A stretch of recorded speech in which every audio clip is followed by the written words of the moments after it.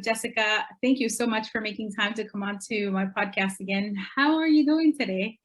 I'm well. How about yourself? I'm excited. I'm excited to hear about what you're doing and to learn more about how we can support you. So, give us a little bit of background about who you are. Maybe even go back to like childhood and maybe give us a little reflection of something you might have done during your childhood that today you see as that was a building block for what you're doing now. Yes. I was a creative little girl, and I just remember always drawing the pictures. I was a little girl and drew the pictures, or it could be like little ponies, and that ran My Little Pony. I was always drawing my little pictures. I even made a book series at the age of 10 or 11 called Sweet Little Pony. Something in my mind back then told me, don't copy the title My Little Pony, call it Sweet Little Pony.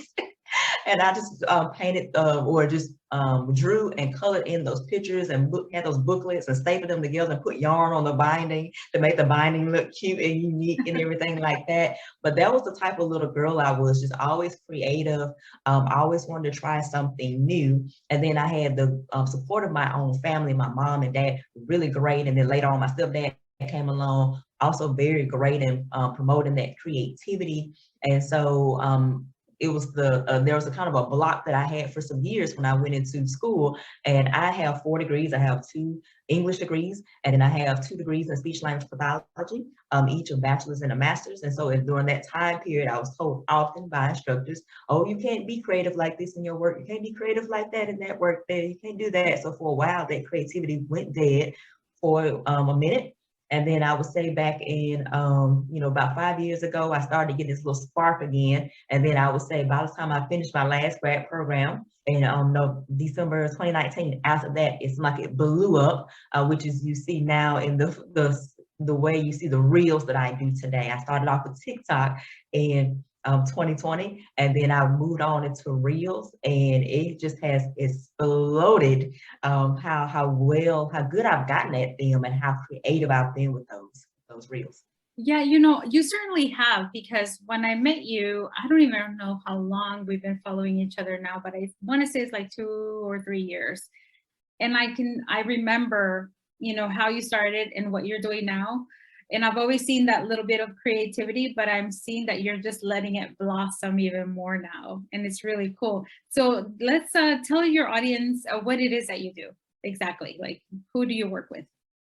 Yeah, so I work with pretty much their students, and they can be as young as 6, and then they all throughout adulthood, because I've worked with returning college students before, and I focus on tutoring in the areas of English, reading, math, up to PRAXIS, as well as ACT, SAT, GRE, GED, ASVAB, and PRAXIS prep. And I also offer exam prep coaching services for those test takers who find themselves to be pretty anxious when it comes to the exam prep process, as well as walking in on exam day and taking that exam. So I help all of those individuals in that arena. So what age range do you help? Yes, 6 years old through adults. So I think my last client that I had, who she was returning to school, I want to say she was in her 50s. She was one of those ones that never told her age, but I kind of gauged that she was like somewhere in the 50-ish range. So it could be older than that even. So anyone in that range of 6 and older, as long as you have something that you need assistance with, academically in the areas I just named, then I'm your girl. I love that. So then you said 6-year-old. So if my child is having problems with, like, say, math, maybe they're being challenged, then because I'm not very good at explaining math concepts, then I can call you and get some tutoring lessons for her. Is that right? Yes, that is correct. That I have a way of breaking the content down so that it is manageable for that client, no matter the age. And so I always gauge, like, okay, first by doing miniature assessments in the beginning to see how well they perform whatever they've been working on in school. And then from that, I judge, like, okay, this child or this adult needs this level of assistance, and this is how I'm going to break it down for that individual. I love that. And so through your assessment, do you not just see how much help they're going to need, but maybe what type of tactic to implement while teaching that person? Yes, I would say with each person, there's some experimentation, for instance, one thing that might have worked well with one person might not work as well as another person. So after I've tried this particular method or tactic with an individual and I noticed it could be tweaked some to better accommodate that individual, I'm totally willing to do that so I can better service that client. Yeah, that's important to me because I was that student that had challenges specifically with math and some of the sciences. So I realize now that the style of how it was being taught to me was the problem. It wasn't that I wasn't able to learn it. And I asked that question because in case parents are listening, and they're concerned about their child's morale around that topic, that's really important to know that you as a tutor can adjust to their style and not just use your style or force it onto them, because that can deter some students and they would probably just stop working with you eventually, right? So what about with adults?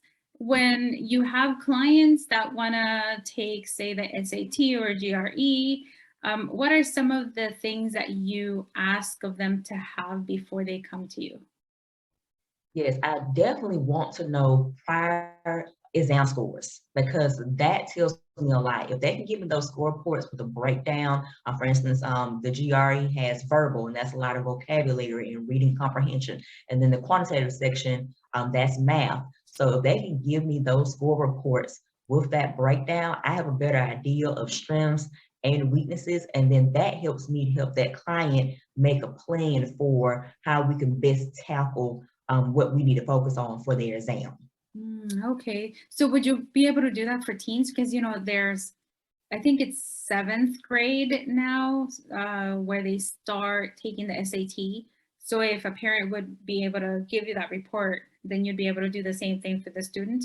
Yes, exactly. Actually, I have more experience with working with those younger groups of individuals, SAT, ACT, and taking their score reports and looking at it and determining, strengths and weaknesses and creating a plan off of that than I do with the GRE. So it's been great being able to sit down with that student after I looked at their report and telling them, hey, okay, I noticed you have strengths here and there's some weaknesses here. Let's try to focus more on these particular areas of weakness so that we can build it up over time, and then we'll kind of brush up on those areas of strengths just so you can get a little refresher. Yeah. Okay, so I have another question. I'm going to sound so dumb because I should know this, but I don't. My college track was super different than most people. I went into the military, did some classes without knowing what the heck I was doing. Had a ton of credits, but when I got out the military after 10 years, I had no degree, so I had to start from scratch, and that's where I learned how to navigate the whole thing. But I never had to take the SAT. And I hear these terms, like I know what the SAT is. I know that it's to help assess, I guess, where the student is, and it's used for college entrance acceptances, right? And then the GRE is usually for master's or PhD programs, correct? That is correct. Okay. Exactly right. So what is an ACT?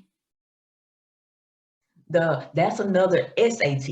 And I noticed kind of regionally, it's interesting the variation. I noticed throughout the country, students have a choice where they could take either or, but it seems like what I've noticed is schools, a lot more schools in the north, they primarily accept the SAT, whereas a lot of schools in the South primarily accept the ACT.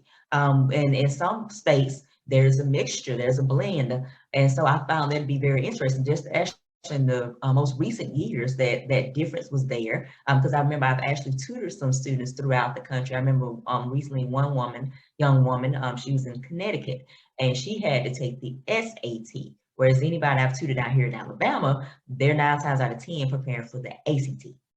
So what's the difference between the two exams? Are they pretty similar, or is one easier than the other? The SAT has 2 sections, and so there's more so your verbal section than your quantitative section, and so you have that, and it's interesting because the ACT has like a specific defined English, reading, math, science. I find it very interesting that the science in SAT shows up, but it shows up in their verbal reading section. So I find it very interesting. And they put it, you know, for instance, the charts that you would see, charts and graphs you would see in the science section of the ACT. You'll see it in the reading comprehension section. So I'm assuming there, one of the goals they have is for you to know how to read a chart in addition to know how to read paragraphs for comprehension. And so that is a huge difference I noticed there. And the SAT, but I've actually heard from students and that I've just kind of looked at them and or chatted with them and asked, which one, when you've looked at both, seems harder? And, you know, I've been told many times that the SAT seemed harder than the ACT, and I thought that was quite interesting. And yeah, there's primarily that aspect. Both have essays to them. Okay. And yes, so both have essays. It's just kind of like the science kind of put in that reading section there, and you just have those very two distinct scores that determine basically, I say, your fate for the SAT versus you have 4 scores within one test that determines the fate in the ACT. Okay. Wow. Okay. Good to know. I had no idea that they were pretty much the same thing, used for the same purpose. So, okay, we've spoken about the SATs, ACT, and the GRE. The other ones that you mentioned, I believe did you mention ASVAB? At ASVAB, yeah, you should know about ASVAB because you've Oh, been yeah. military. Yes, Yeah. yes. I hated it. That test is so long, so many sections. Yeah. So Yes. tell us a little bit about that one. Yeah, so the ASVAB, this one, I primarily, when I've worked with students, they've come to me specifically for, you know, the vocabulary aspects of it and that the math aspects of it. They really haven't come to me for the other areas, though I know there's science, and then there's other areas like mechanical, you know, all those, so you know, Dolly, you know, so, but they've come to me primarily for those. And so I find that it's very interesting with the math versus, for instance, I'm going to compare the ACT.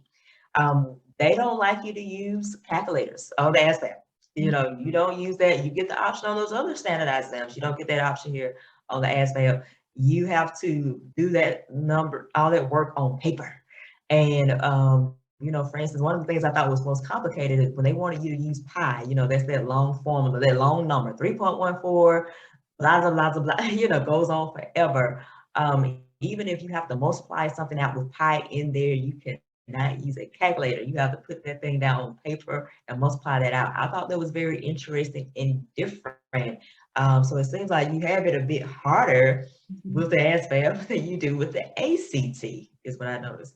Yeah. Oh, wow. Well, I didn't know that the ASVAB was the only one that didn't allow calculators because, you know, I took it without the calculator. So I thought, I guess all tests are like that too for college or Oh whatever. no, Yeah. I noticed that Wow. difference immediately when I started tutoring them. I'm like, oh my goodness, no calculators?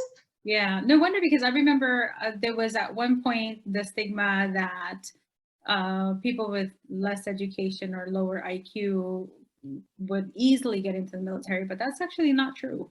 You've got to score really well, pretty well, to especially if you want those better jobs. Okay, so let's move on to the mistakes or misconceptions that people have when they work with you, especially when they come to get some help for these tests, because these tests are pretty intense sometimes for people. So what are those things that people are not doing, or that maybe even some false expectations that they might have when they work with a tutor? Oh my goodness. One of the biggest ones that I've seen is waiting to the last minute to study. I've had people come into me a week or 2 weeks before their exam and say, yes, I need some tutoring assistance. And I'm thinking, I'm not saying it to them, there's no way in the world you're going to get the score that you're wanting to get because you waited too late to get help for that. Like that's one of those tests, like you just said a moment ago, it is intense.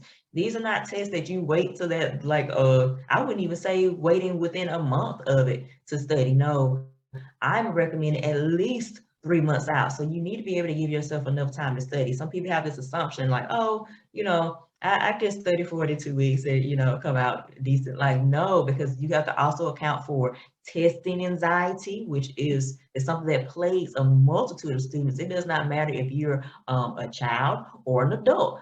Testing anxiety affects a multitude of people. So you have to take that into account too. And you don't want to, you know, take that chance of bombing your exam because you did not adequately prepare months out as opposed to just a couple of weeks out. So that's definitely one of them. Another one is not allow yourself to have a consistent schedule. When you're studying, you need to allow yourself that consistency because we all have busy lives. And, I know some people they don't really think about the younger people having busy schedules. And, for instance, I know you have daughters. I'm certain they're involved in some things with school and extracurriculars. They have schedules, they're in a time in their life, they do have schedules. So at that time of life, it can be kind of tricky to, manage that and, manage the extracurriculars along with your academics for different students. And so you have to consider that, but also it's very important for adults to keep that in mind for themselves too, because you have more responsibility as an adult versus when you're a young person, a child. And so you need to sit down one day and just set up a schedule for yourself, something that's very consistent, because consistent practice makes a huge difference at the end of the day versus if you do something Monday, like, oh, I'm going to do something 5 o'clock Monday, and then, it's randomly 7 p.m. Friday or Thursday, and then you start over the next week is Tuesday. That makes no sense. Like, when are you consistently practicing? Give yourself a certain allotted amount of time every time and keep practicing every single time. Yeah. Then I would say another misconception is that I guess they just want to do tutoring, and they wanted to come off at that tutoring session like, oh yes, I'm ready to take this test tomorrow. Like, this tutor told me what I need to do. I'm gonna be able to go to take it tomorrow, and I'm just gonna get all this stuff right, and I'm gonna get the best score. Like, people, the work is on you. It's kind of like the doctor. I love to use the doctor analogy. You go to the doctor, maybe you've been dealing with some health issues, and it's all related to what you're eating. So then your doctor tells you, well, you're not eating well, and you probably, some people, they're not exercising either. You're not exercising, you're not eating well. I recommend you go and start exercising more and do it consistently. And I need you to start adding these types of foods into your diet and removing these other foods out your diet. But then you go on home and sometimes you eat well, sometimes you exercise. And then, next thing you know, you're dealing with another health crisis. And then you go back to the doctor, and the doctor's like, well, then did you follow my recommendations? And you're like, no, why did, but you're still acting like you should get a good result. The same thing is the case here. You can't go to the tutor and get that help. The tutor's recommending what you should do on your end when you're away from the tutor, and then expect, oh, I'm just going to get this great result. So yeah, those are my big ones. Those are great tips. And I see, I did make that one mistake where I waited till the last minute to get help. And then I was like, wait, I should get a good grade, right? But then of course, deep inside, I knew I was like, no, I should have just waited, or I should have just started months ago instead of, last minute. So I've seen that people are using tools like Quizlet and some other apps to study. What are some, I guess, pros and cons of using those that you've seen, that from students? Let's see, I'm thinking about a few. Well, I love the pros. Like, for instance, I'm gonna use Quizlet because I'm most familiar with Quizlet. I love that Quizlet, and I don't know when they started doing this in recent years, when they added games to their website, and I'm like, oh my goodness, you can put your terms in that you're studying and whatnot, and then you can go play a game with it, and the game could actually be pretty interesting. It's not something that's boring, it's like, oh my gosh, I'm bored out of my mind, I want to quit. But it's something that it keeps you engaged, and as we all know, the more we do something, the longer we're participating in something, the more familiar that we become with whatever we're dealing with, whatever that content is. Whatever we're being exposed to, we become more familiar the more we are exposed. So I love that Quizlet added that aspect to their website. And also there's even like a matching game. For me growing up, I always loved the matching game. Like, you just see like, where could the other match be? And it's just, I don't know, it keeps my mind moving. So I'm certain some other people have found it to be added to an advantage as well. I think maybe some cons some people may have is, like I said before with the tutoring, they might think, oh, I can do one run with this or 2 runs with this, and then I'm just gonna have it all. Like, no, people, those apps are set up to be easier for you and whatnot, but it's not set up to do the work for you. You still have to take the time and effort to regularly use them. I mean, consider that your time that when you're at home, like for instance, if you were using a tutor and you had to leave and go home, you still have to use that time to study. And the same with those apps, you still have to use that time to adequately use them, schedule them into your time, give yourself enough time within each session that you have with them. I think some people make that assumption that, you know, I can just use this because it was made for my convenience, it's going to help me automatically get a great test score. Yeah, and I can see how some people might say, oh, well, I'll just go with the app instead of a tutor. But I see the benefit of the tutor is that you actually explain everything. And you can teach them how to also target other challenges that they might be having, because you're also observing at the same time. And I just want to mention that because so many people think, well, I'll just do the app, I'll be good to go. And then they ask themselves, well, why did I do so bad? Although I spent months or hours and hours studying on this. So when people come to you, what are, can you give us an idea of the results that you've seen? Like maybe there's a margin, like maybe they go up so many points, or, you know, can you tell us anything about that? Yes. So assuming that they do the work, they can actually go up noticeably. I still remember one client I had a few years ago. I think it was about, I want to say at this point, it's been 5, 6 years ago. He should be graduated college now. I can't believe it now when I speak of some of these students. But he was a senior in high school at this time. He played both baseball and football. And I remember the time that he started working with me, he had taken his ACT about 3 times and he was around the same score. It was like in the teens. Now on the ACT, an average score is around, I think I want to say about 22, 23, and the high score you can make is a 36. Well, he needed to have approval for a scholarship by the NCAA, you know, that's the sports association for colleges.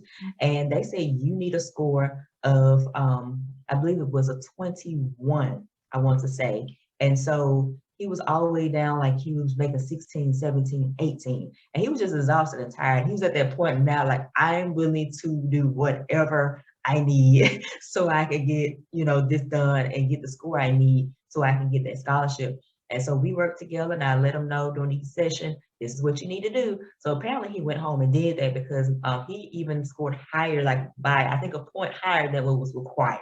After all those times before of testing and getting around the same range that was off from what the requirement was, he jumped up and I think they wanted a 21, he got a 22. So for the first time, he came out the teens scoring area, which I was so proud of when I learned of that result for him.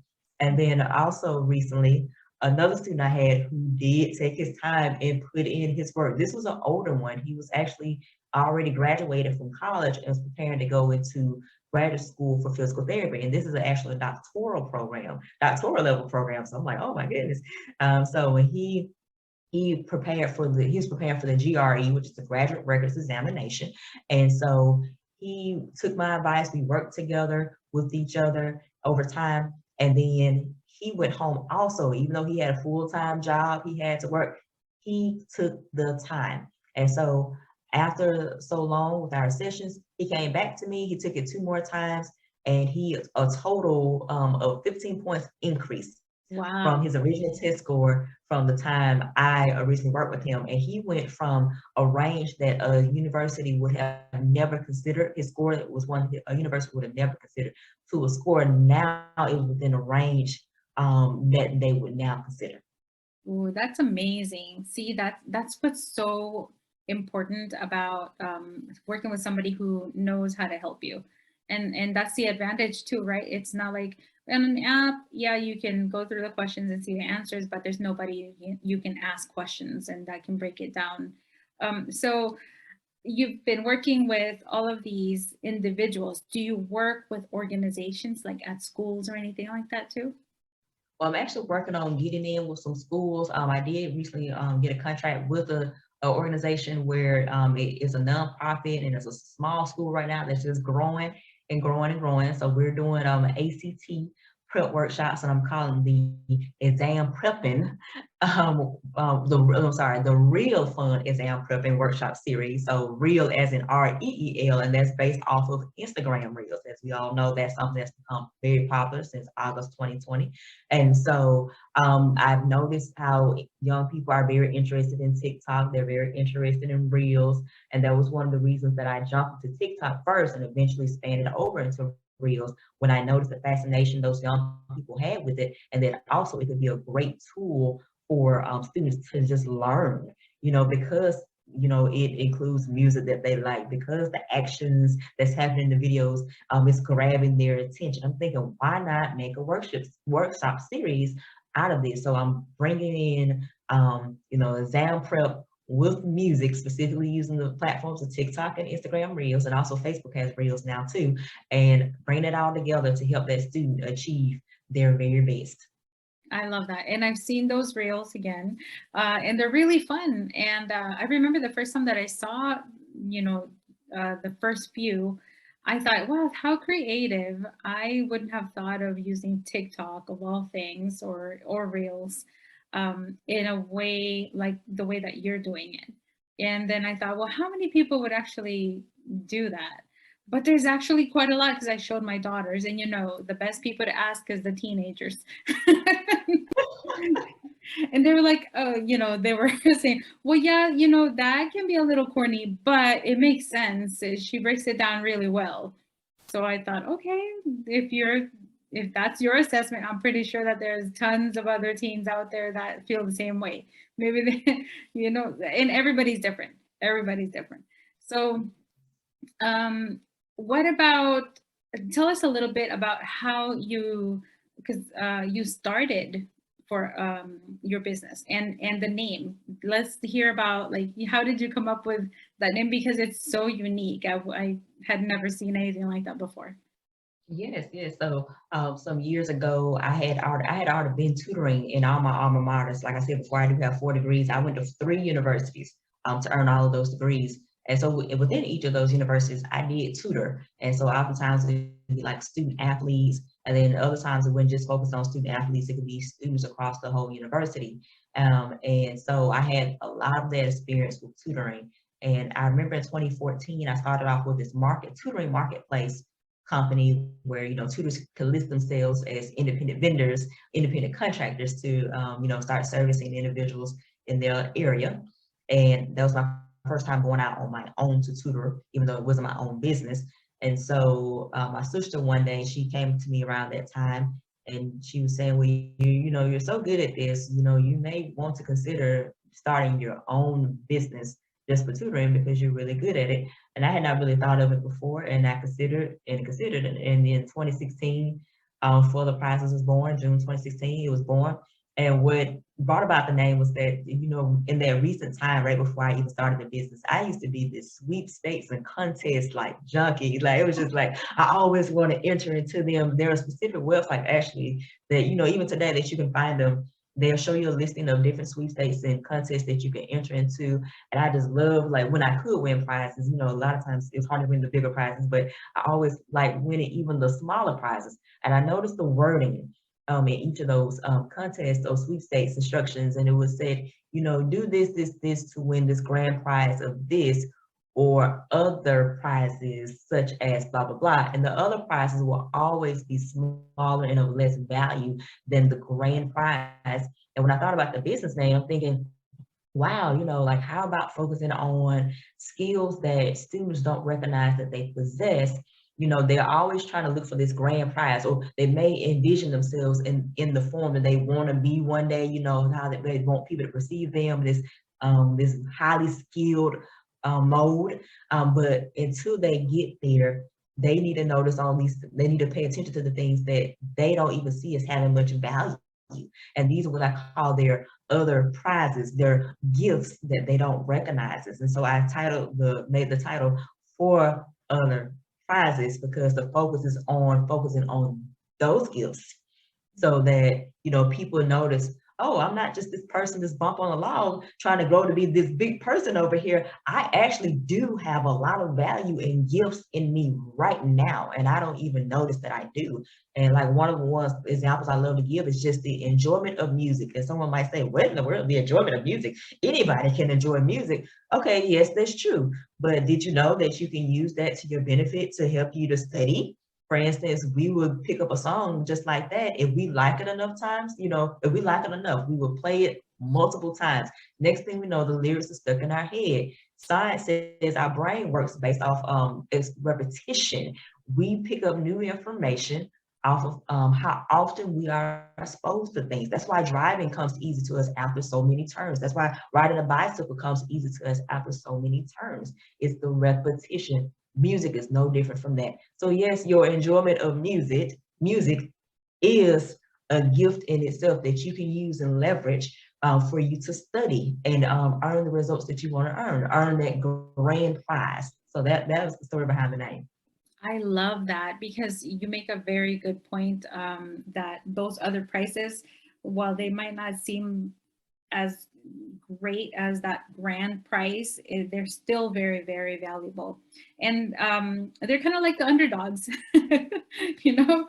And I love that that's what you noticed, and that you're providing the service, because it can be so helpful to so many people. And also just for parents to know that there is some help out there by people like you.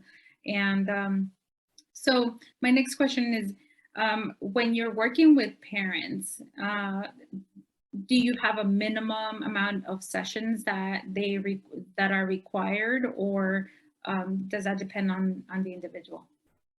Yes, I do have packages that they range, the smallest package, the minimum, that's 6 sessions. Then I have 12 sessions, then I have 18 sessions.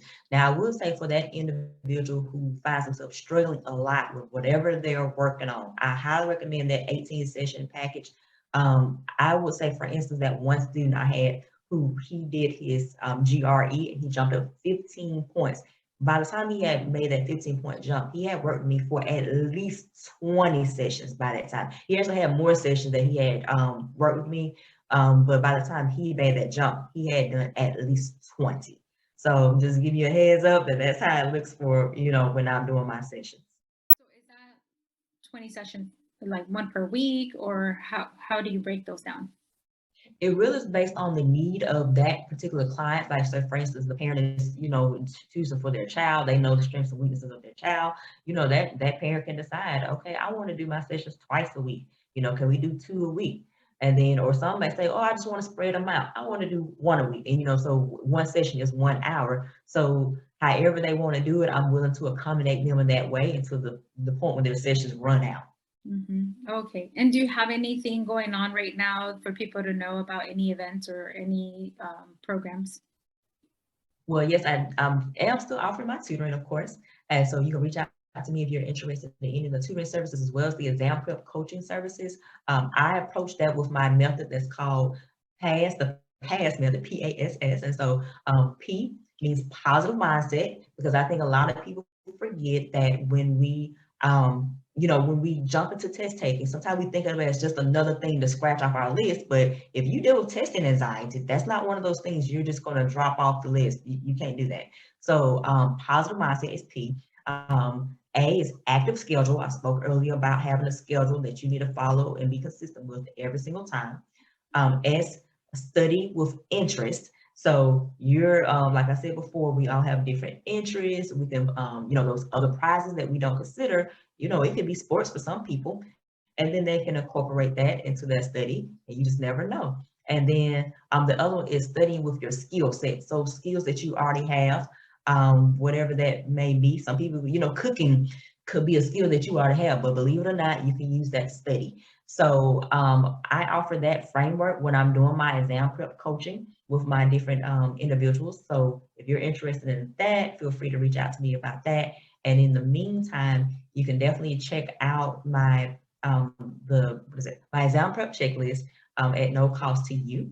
And so I have that available. And also I recently did my exam prepping video series, which is still located on my Instagram and Facebook channels, my business channels. And then you can go on there and just look at my videos where I'm giving you tips about the exam prep process. And so and pretty much the PASS method, what I just talked about, breaking that down and even telling you about my own experience, even all the way going to using music to study and jumping up 8 points higher on my own GRE exam.